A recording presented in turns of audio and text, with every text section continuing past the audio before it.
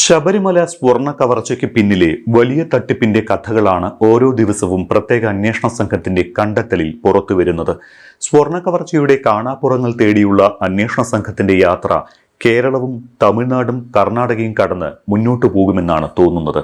ഏറ്റവും ഒടുവിൽ അന്തർ സംസ്ഥാന വിഗ്രഹക്കടത്തിലേക്ക് വരെ വിരൽ ചൂണ്ടുന്ന തെളിവുകളാണ് പുറത്തു വന്നിരിക്കുന്നത്. ഉണ്ണികൃഷ്ണൻ പോറ്റി ശബരിമലയിലെ പഞ്ചലോഹ വിഗ്രഹങ്ങൾ കൈമാറിയെന്ന് പറയപ്പെടുന്ന ഡി മണിയെ അന്വേഷണ സംഘം ചോദ്യം ചെയ്തിരുന്നു. പക്ഷേ താൻ MS മണിയാണ് എന്നാണ് ഇയാൾ അന്വേഷണ സംഘത്തോട് പറഞ്ഞത്.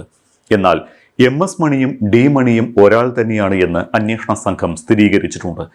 തമിഴ്നാട് ഡിണ്ടിഗലിലെത്തി ചോദ്യം ചെയ്ത മണിയോട് ജനുവരി 4-5 തീയതികളിൽ കേരളത്തിൽ ചോദ്യം ചെയ്യലിന് ഹാജരാകാനും നോട്ടീസ് നൽകിയിട്ടുണ്ട്. ശബരിമല ദ്വാരപാലക ശില്പങ്ങളിലെ സ്വർണവും കട്ടിളിയിലെ സ്വർണവും കച്ചവടം ചെയ്യപ്പെട്ടുവെന്ന കാര്യം സംശയലേശമന്യേ വ്യക്തമായിട്ടുണ്ട്. അതോടൊപ്പമാണ് പഞ്ചലോഹ വിഗ്രഹങ്ങളും കടത്തപ്പെട്ടു എന്ന വിവരം കൂടി പുറത്തുവരുന്നത്. ഉണ്ണികൃഷ്ണൻ പോറ്റി ഡി മണിയുടെ സംഘത്തിന് പഞ്ചലോഹ വിഗ്രഹങ്ങൾ കൈമാറിയെന്ന് പറയപ്പെടുന്നുണ്ട് എങ്കിലും വിഗ്രഹക്കടത്തുമായി ബന്ധപ്പെട്ട തെളിവൊന്നും ലഭിച്ചിട്ടില്ല. പക്ഷേ ഡി മണിയുടെ സംഘവും ഉണ്ണികൃഷ്ണൻ പോറ്റിയുമായി അടുത്ത ബന്ധമുണ്ട് എന്ന് തന്നെയാണ് ലഭ്യമായ സൂചനകളിലെന്ന് അന്വേഷണ സംഘം ഉറപ്പിക്കുന്നത്. കഴിഞ്ഞ ദിവസം ശ്രീകൃഷ്ണൻ എന്ന ഡി മണിയുടെ സഹായിയെയും അന്വേഷണ സംഘം ചോദ്യം ചെയ്തിരുന്നു. ഇതേ ശ്രീകൃഷ്ണന്റെ ഫോൺ നമ്പർ ഉണ്ണികൃഷ്ണൻ പോറ്റിയുടെ ഫോൺ രേഖകളിലും അന്വേഷണ സംഘം കണ്ടെത്തിയിട്ടുണ്ട്. ഇതാണ് പോറ്റിയും ഡി മണിയുടെ സംഘവും തമ്മിൽ ബന്ധമുണ്ട് എന്ന നിഗമനത്തിലേക്ക് അന്വേഷണ സംഘത്തെ എത്തിച്ചത്.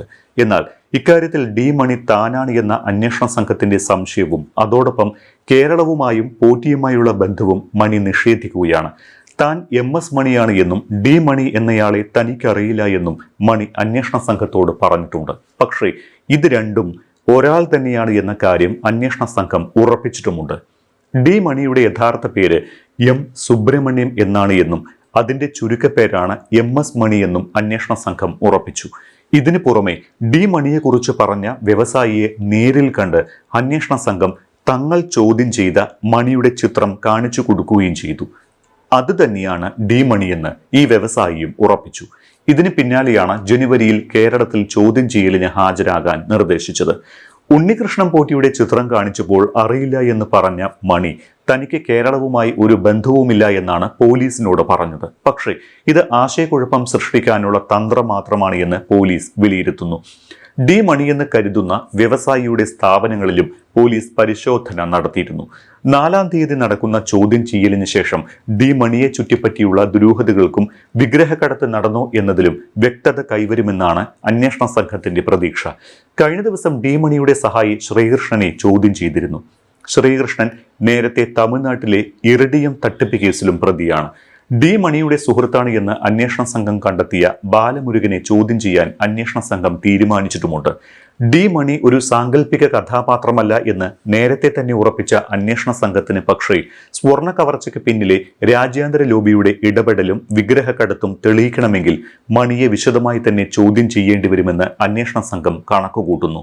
ഇതിന്റെ ഭാഗമായി മണിയുടെ ബാങ്ക് ഇടപാടുകൾ കൂടി പരിശോധിക്കാൻ അന്വേഷണ സംഘം ഒരുങ്ങുകയാണ്. മണിക്ക് പിന്നിൽ ഒരുപാട് ദുരൂഹതകൾ ഉണ്ട് എന്നാണ് അന്വേഷണ സംഘം പറയുന്നത്. താൻ ഡി മണിയല്ല എന്നും ഉണ്ണികൃഷ്ണൻ പോറ്റിയെ അറിയില്ല എന്നും മണി പറഞ്ഞത് കള്ളമാണ് എന്നാണ് അന്വേഷണ സംഘത്തിന്റെ വിലയിരുത്തൽ.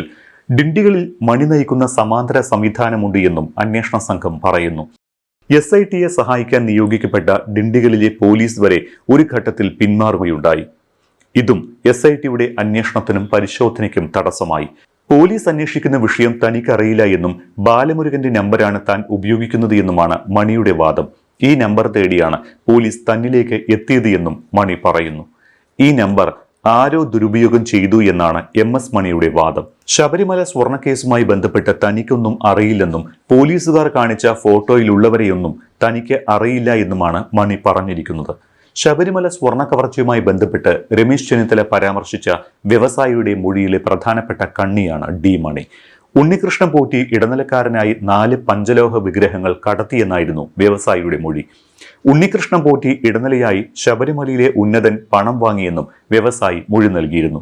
സ്വർണ്ണ കവർച്ചയിലെ ദുരൂഹത നാൾക്കുനാൾ ഇപ്പോൾ വർദ്ധിച്ചു വരികയാണ്. ഭരണകക്ഷിയായ CPM നേതാക്കളടക്കം ഇന്ന് സ്വർണ്ണ കവർച്ചയുടെ പേരിൽ ജയിലിലുമാണ്.